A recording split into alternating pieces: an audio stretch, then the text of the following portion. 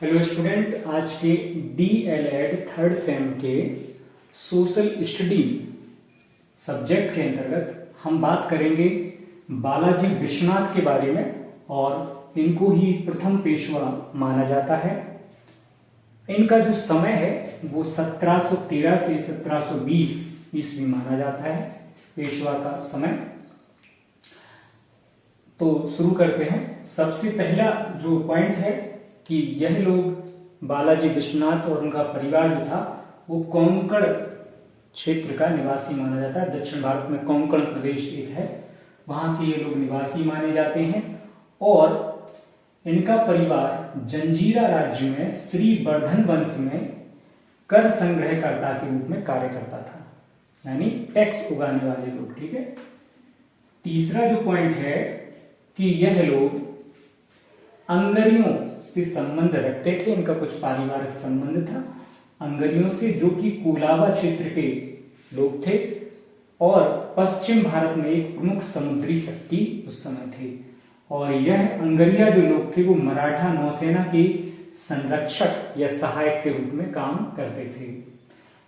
चौथा पॉइंट है, लेकिन जंजीरा की सिद्धियों से इनका झगड़ा चलता था।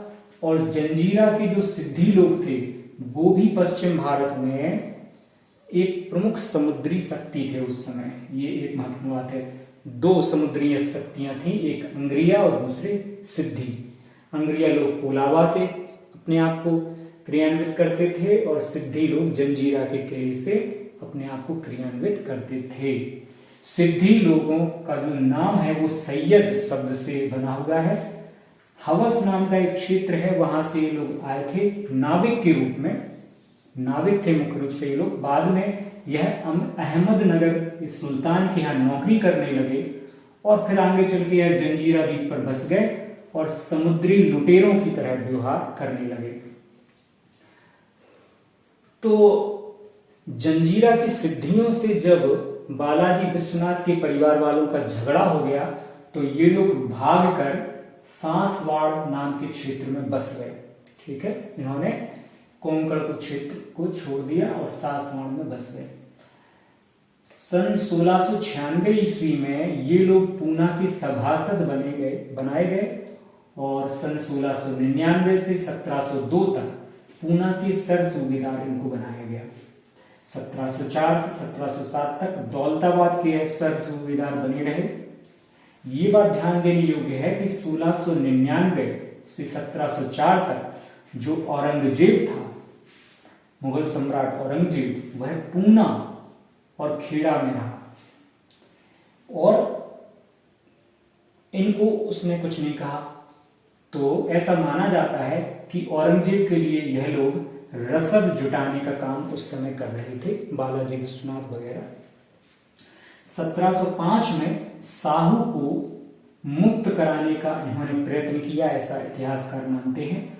1707 में औरंगजेब के एक पुत्र आजम ने छत्रपति साहूजी महाराज को मुक्त कर दिया। छत्रपति साहूजी महाराज कौन थे? छत्रपति साहूजी महाराज शंभूजी महाराज या छत्रपति संभाजी महाराज के पुत्र थे, ध्यान दीजिएगा। और ये लोग, इनको किसने बंदी बना के रखा हुआ था? औरंगजेब ने साहूजी महाराज को और उनकी माता को बंदी बना के रखा हुआ था अपने पास। अक्टूबर 1707 में साहू जो था वो वापस महाराष्ट्र आ गया और साहू और ताराबाई के बीच में खेड़ा का एक युद्ध हुआ, क्योंकि ताराबाई अपने पुत्र को मराठा साम्राज्य का वास्तविक उत्तराधिकारी मानती थी। ठीक है। ताराबाई के सेनापति धन्नाजी यादव को इन्होंने, बालाजी विश्वनाथ ने अपनी ओर मिला लिया, लेकिन धन्नाजी यादव की 1708 में मृत्यु हुई। तो धन्नाजी यादव के पुत्र चंद्रसेन को इन्होंने, बालाजी विश्वनाथ ने सेनापति बनाया।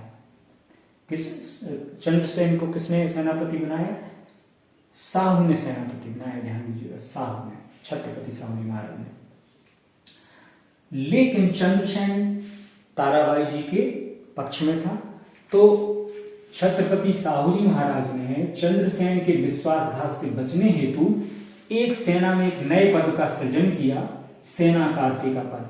सेना कार्ते का अर्थ होता है सेना का संगठन करने वाला या संगठित करने वाला, और इसी पद पर बालाजी विश्वनाथ को नियुक्त कर दिया गया छत्रपति साहू जी महाराज के द्वारा। लेकिन फिर भी 1712 में चंद्रसेन जो था वो ताराबाई से पहले से जुड़ा हुआ था, वो ताराबाई से जाके मिल गया, और साहू जी महाराज का जो सीमा रक्षक था जिसका नाम था कान्हो जी आंगड़े, वो भी ताराबाई का समर्थन करने लग गया। तो क्या हुआ, छत्रपति साहू जी महाराज और पेशवा, उनके पेशवा बहिरोपंत पिंगले को उन लोगों के द्वारा बंदी बना लिया गया और सतारा के प्रस्थान की धमकी भी दी गई। चंद्रसेन यादव को बालाजी विश्वनाथ ने हरा दिया, ये एक महत्वपूर्ण कार्य किया, और कान्हो जी आंगड़े को अपनी ओर मिला लिया, ये दूसरा महत्वपूर्ण कार्य हो गया। और धन्ना जी यादव, खांडेराव दहवाड़े, परसोजी, कान्हो जी आंगड़े और माधाजी कृष्ण रूसी को भी साहू की ओर मिला लिया, जिससे साहू का पक्ष क्या हो गया, शक्तिशाली हो गया।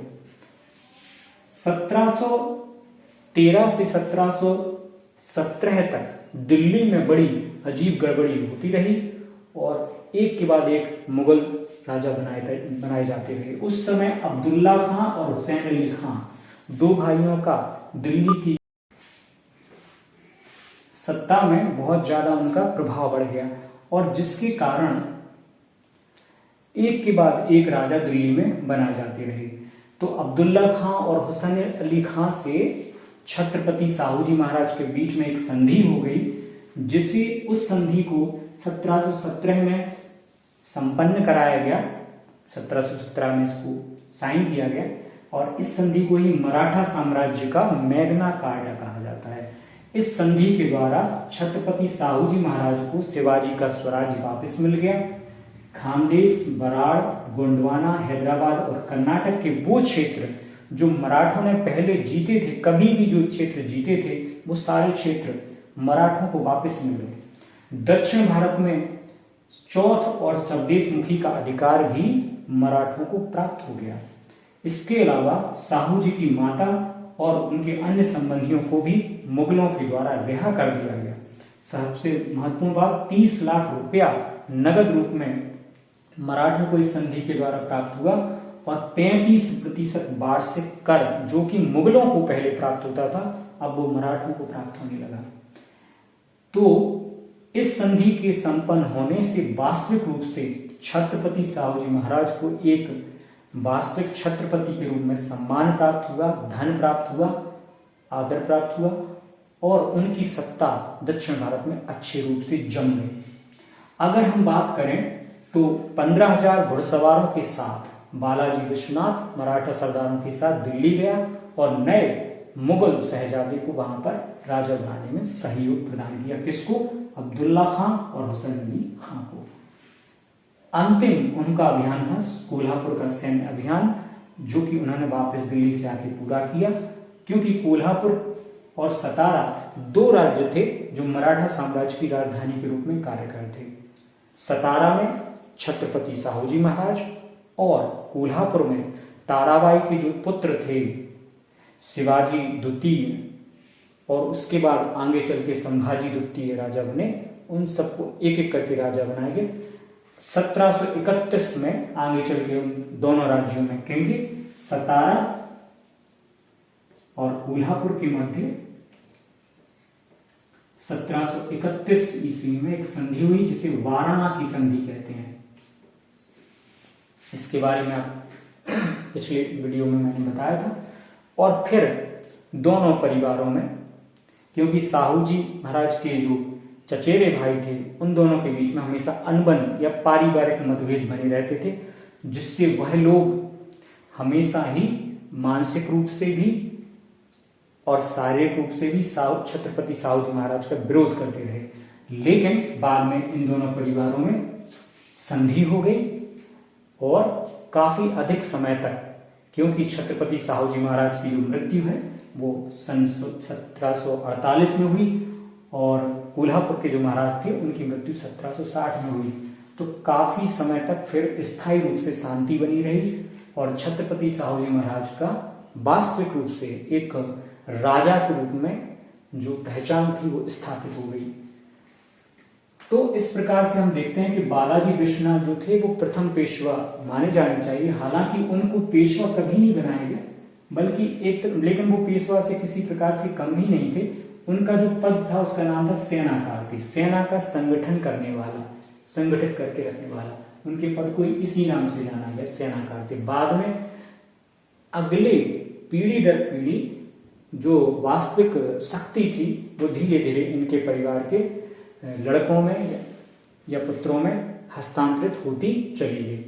जब तक छत्रपति साहू जी महाराज जीवित रहे तब तक सारी सत्ता का केंद्र कौन था? छत्रपति साहू जी महाराज स्वयं, उन्हीं के पास सारी सत्ता थी। लेकिन सन 1748 के बाद उनके जो आगे आने वाले उत्तराधिकारी थे उनमें इतनी शक्ति नहीं थी कि वो पेशवा लोगों को कंट्रोल कर सकें।